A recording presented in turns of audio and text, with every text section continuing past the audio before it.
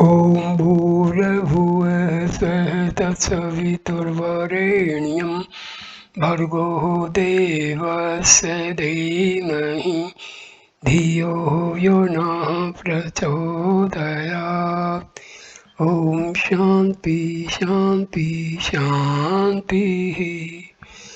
Namaskar my dear friends, this is video number 33. Talks with Sri Ramana Maharshi. This video will start with talk number 451. 4th February 1938, talk number 451. Mr. S.S. Surya Narayana Shastri, reader in philosophy, Madras University, arrived this night. He had a doubt which he said had been cleared on reading Sarma's commentary on knowledge of self. The doubt was, how can the world be an imagination or a thought? Thought is a function of the mind. The mind is located in the brain. The brain is within the skull of a human being who is only an infinitesimal part of the universe. How then can the universe be contained in the cells of the brain?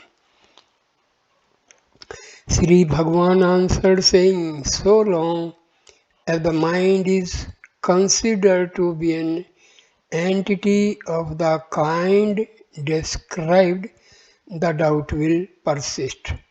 But what is mind? Let us consider. The world is seen when the man wakes up from sleep. It comes after the eye thought. The head rises up, so the mind has become active. What is the world? It is objects spread out in space. Who comprehends it? The mind. Is not the mind which comprehends space itself space, akasa? The space is physical ether, bhutakasha. The mind is mental ether, manakasha, which is contained in transcendental ether, chidakasa. The mind is thus the ether principle, akasa tattva. Being the principle of knowledge, jnana sattva, it is identified with ether, akasa, by metaphysics, considering it to be ether, akasa. There will be no difficulty in reconciling the apparent contradiction in the question. Pure mind, Suddha Manas, is ether, akasa. The dynamic and dull rajas and tamas aspects operate as gross objects, etc. Thus the whole universe is only mental. Again, consider a man who dreams. He goes to sleep in a room with the door closed so that nothing can intrude on him while asleep. He closes his eyes when sleeping so that he does not see any object. Yet when he dreams, he sees a whole region in which people live and move about with himself among them. Did this panorama get in through the doors? It was simply unfolded to him by his brain. Is it the sleeper's brain or in the brain of the dream individual? It is in the sleeper's brain. How does it hold this vast country in its tiny cells? This must explain the oft repeated statement that the whole universe is a mere thought or a series of thoughts. Swami asked, I feel toothache. Is it only a thought? Maharshi, yes. Devotee, why can I not think that there is no toothache and thus cure myself? Mercy. When engrossed in other thoughts, one does not feel the toothache. When one sleeps, toothache is not felt. Devotee, but toothache remains all the same. Mercy, such is the firm conviction of the reality of the world that it is not easily shaken off. The world does not become, for that reason, any more real than the individual himself. Devotee.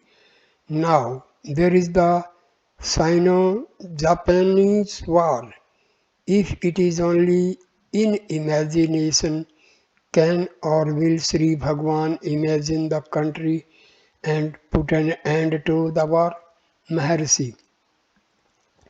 The Bhagwan of the questioner is as much a thought as the Sino-Japanese War. Laughter. 7th February 1938. Talk number 452. Mr. Dhar, ICS, a high officer, and his wife, both young, highly cultured, and intelligent, are on a visit here, but they fell ill since they arrived here. She desired to know how meditation could become steady. Maharshi, what is meditation? It consists in expulsion of thoughts. All the present troubles are due to thoughts and are themselves thoughts. Give up thoughts, that is happiness, and also meditation. Devotee, how are thoughts given up?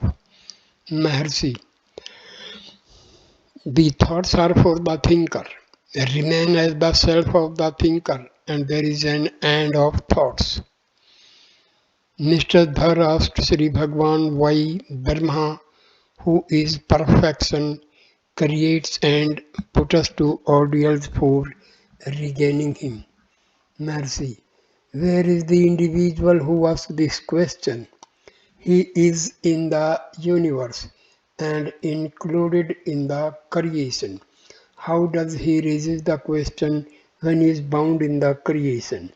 He must go beyond it and see if any question arises then. 8th February 1938. Talk number 453. Three ladies are on a short visit here. Mrs.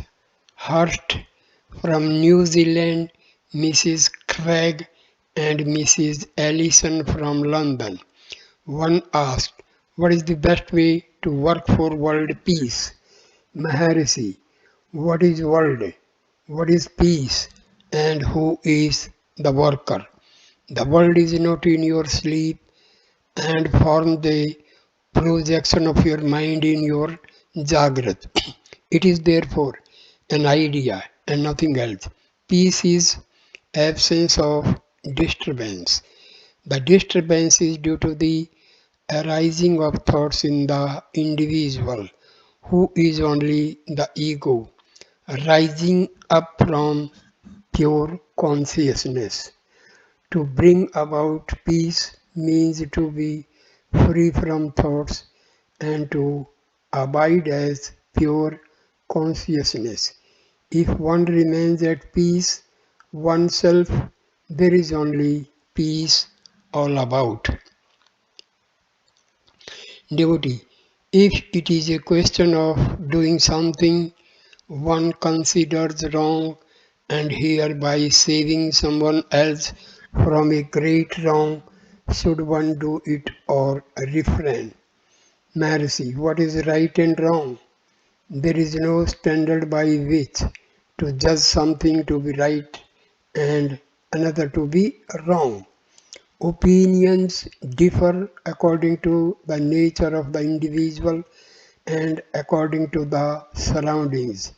They are again ideas and nothing more. Do not worry about them, but get rid of thoughts.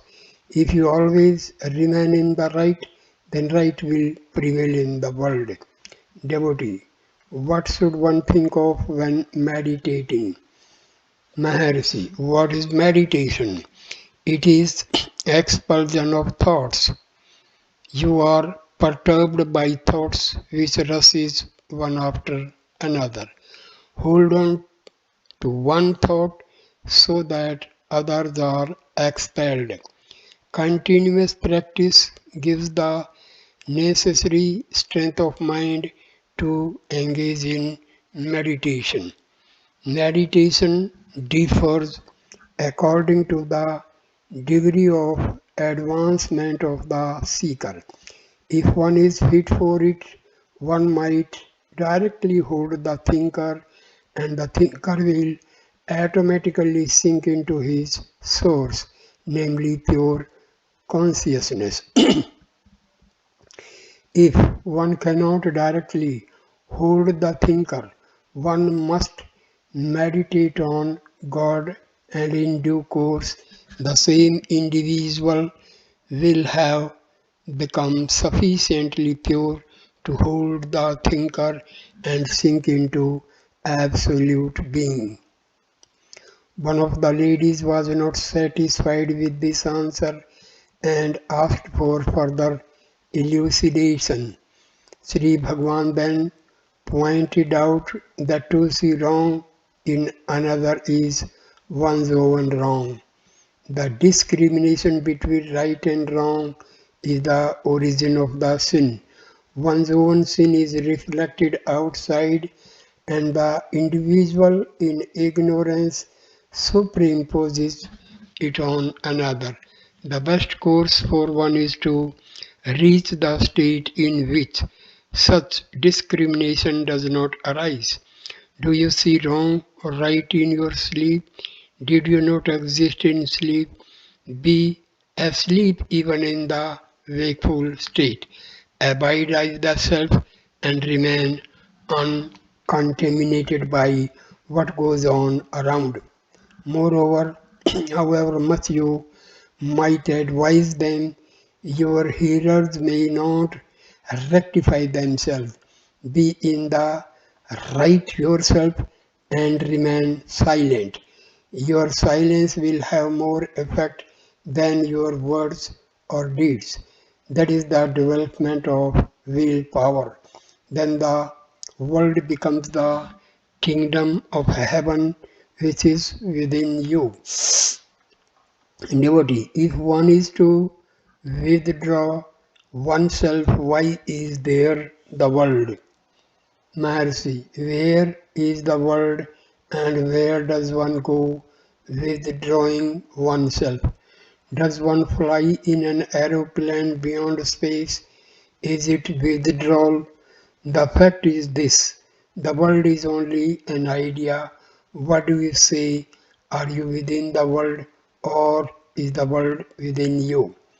Devotee, I am in the world. I am part of it. Mercy, that is the mistake.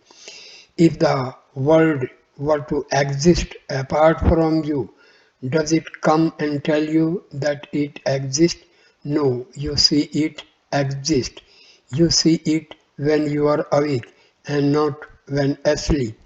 If it exists apart from you, it must tell you so, and you must be aware of it even in your sleep.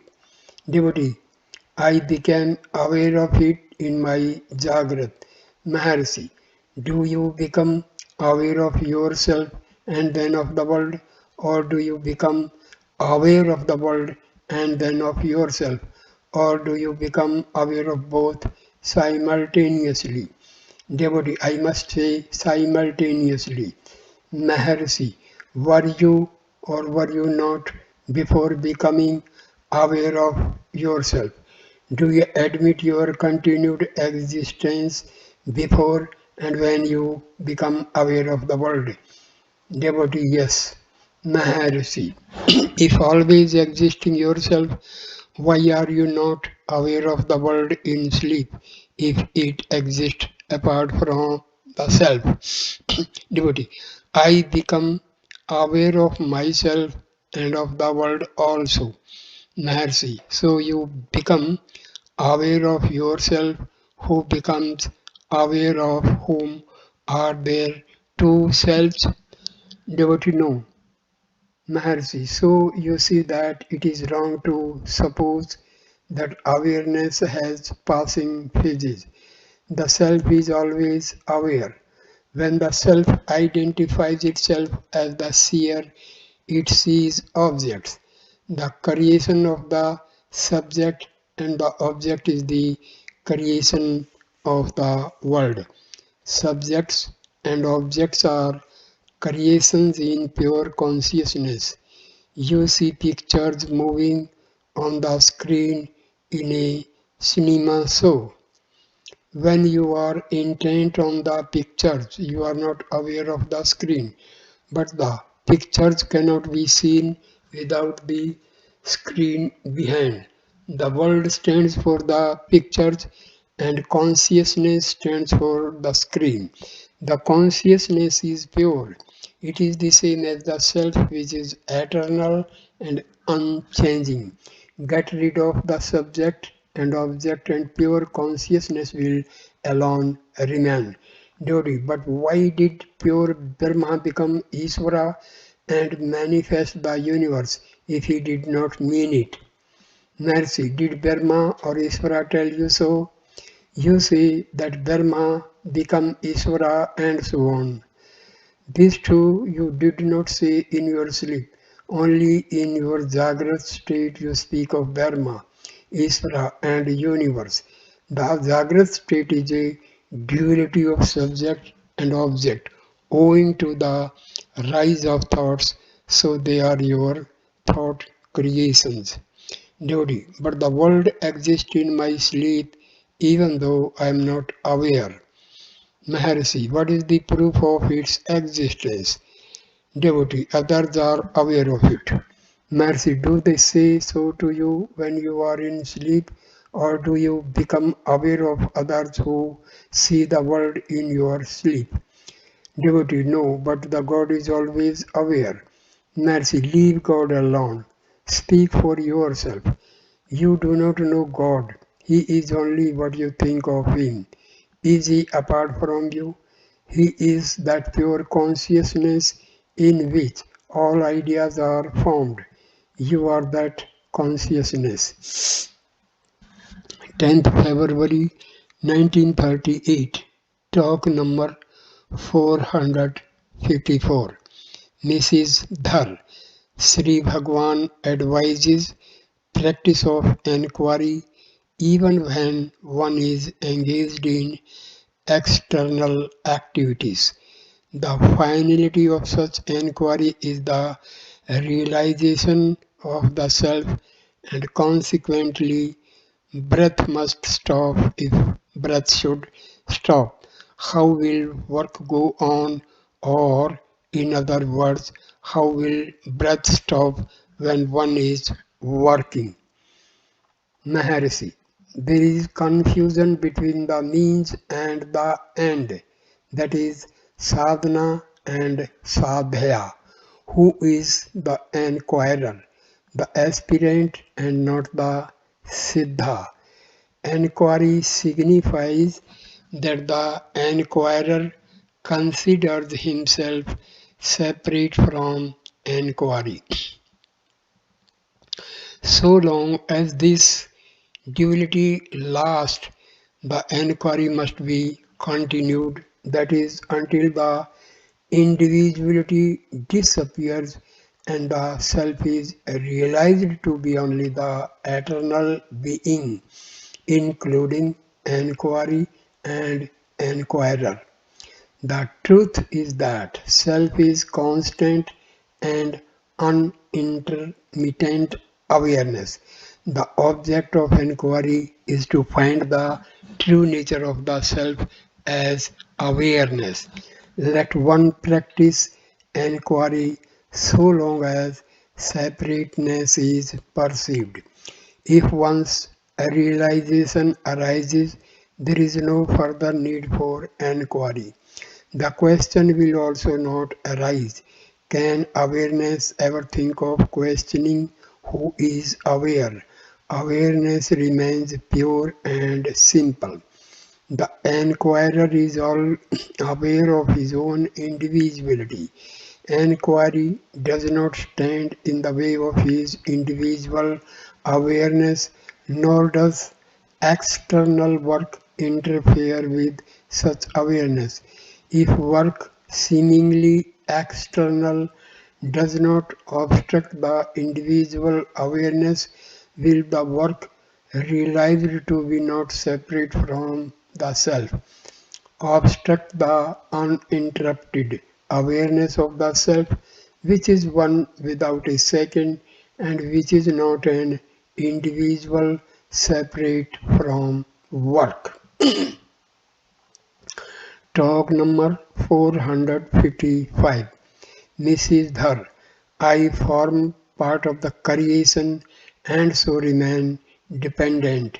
I cannot solve the riddle until I become independent. Yes, I asked Sri Bhagwan, should he not answer the question for me?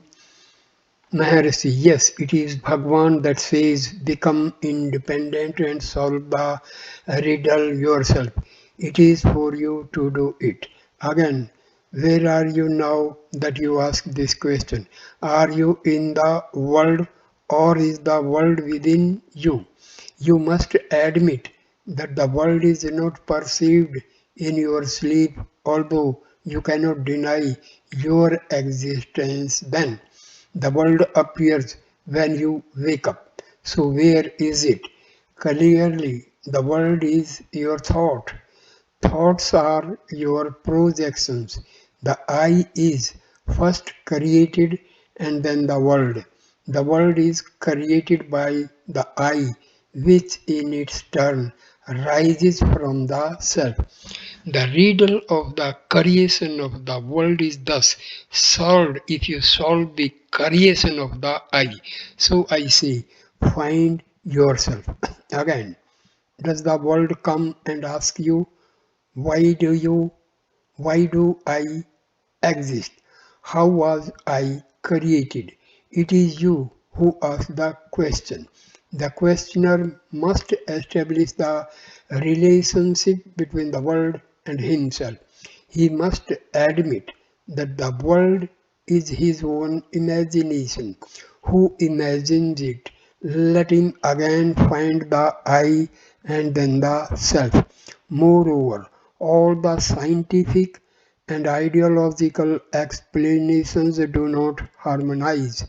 The diversities in such theories clearly show the uselessness of seeking such explanations.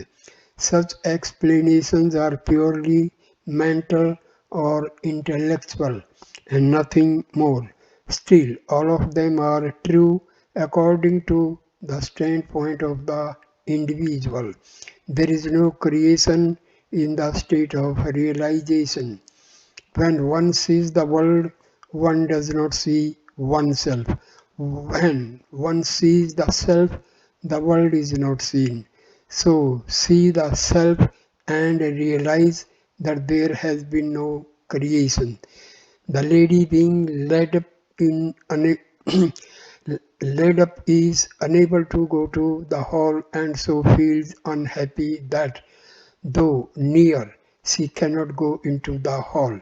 This was mentioned to Sri Bhagwan. He said, well, thinking like this keeps her always in the presence. This is better than remaining in the hall and thinking of something else.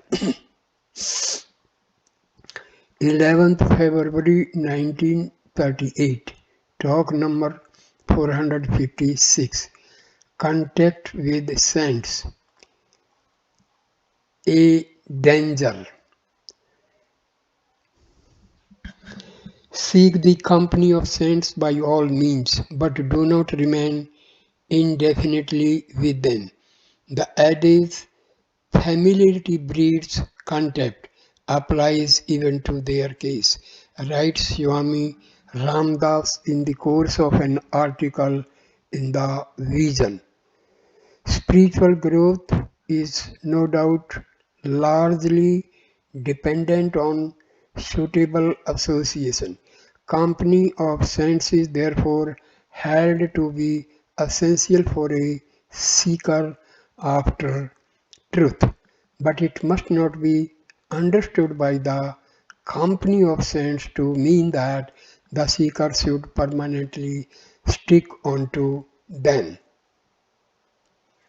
He may, for a brief period, remain in their contact and thereby drawing inspiration and guidance, get himself thoroughly awakened to the consciousness of the indwelling reality. It would be well for him to depart from them before the light and inspiration that he has received diminishes or disappears, may turn scoffers. There are many cases known to the writer and many others of which he has heard and read, in which such continued dwelling in the company of saints has not only cooled down the ardor and aspirations of the seekers but also turned them into scoffers and skeptics. The fall of a sadhak from faith, purity, and aspiration does him incalculable harm. A young plant growing beneath the shade of a full grown giant tree does not develop strength and stature. Its growth will be dwarfed, shriveled, and diseased. Whereas if the same plant were put into the open ground, directly exposed to the storms, heat, cold, and other rigors of changing weather, it is bound to grow into a mighty tree, drawing sustenance both from above and below. Stifled growth. This analogy of plant aptly illustrates the stunted life of a seeker who is attached merely to the outward personality of a saint and spends all his days in close association with him. Here the initiative for a free expression of his unique spiritual possibilities is stifled. He fails to cultivate the fundamental qualities for his advancement: fearlessness, self-dependence, and endurance. The one great guide that should control his mind, speech, and body should be the Almighty Spirit within him. To surrender to this Spirit and become its very embodiment is his goal. To stand on his own legs, struggle and grow by his own strength and experience, and lastly, to hand himself over to God by his own endeavor brings true liberation and peace. From what has been said above, it must not be construed that reflection is cast upon the greatness and efficacy of the company of God realized souls. Such a contact is the most effective means for a rapid spiritual evolution of the soul. In fact, the grace of saints is an invaluable aid for sadhana, and without it the condition of the aspirant is like a bird beating in vain its wings against the bars of the cage for freedom. Saints are the saviors and liberators. The Hindu conception of a saint is that he is the very embodiment of God himself. So honor him, derive the rare benefit of his society, serve him with a frank and pure heart, listen intently to his words of advice, and strive to Act up to them and achieve the fullest knowledge of the truth you are in quest of. But seek not to remain attached to his person and lose the spiritual gifts you obtained from him by first contacts. This cutting was read out to Sri Bhagwan. He listened and remained silent. He was requested to see if contact with saints could be a danger. Sri Bhagwan then quoted a Tamil stanza which says that contact with Guru should be kept up till Videha Mukti, being disembodied. Again he asked, where is the Satpurusha? He is within. Then he quoted another stanza meaning, O Master, who has been within me in all my past incarnations and who manifested as a human being only to speak the language understood by me and lead me. So I end this video here. Next video number 34 will start with talk number 457. So thank you my dear friends for watching this video. Please like, comment and share the video and subscribe the channel. Namaskar.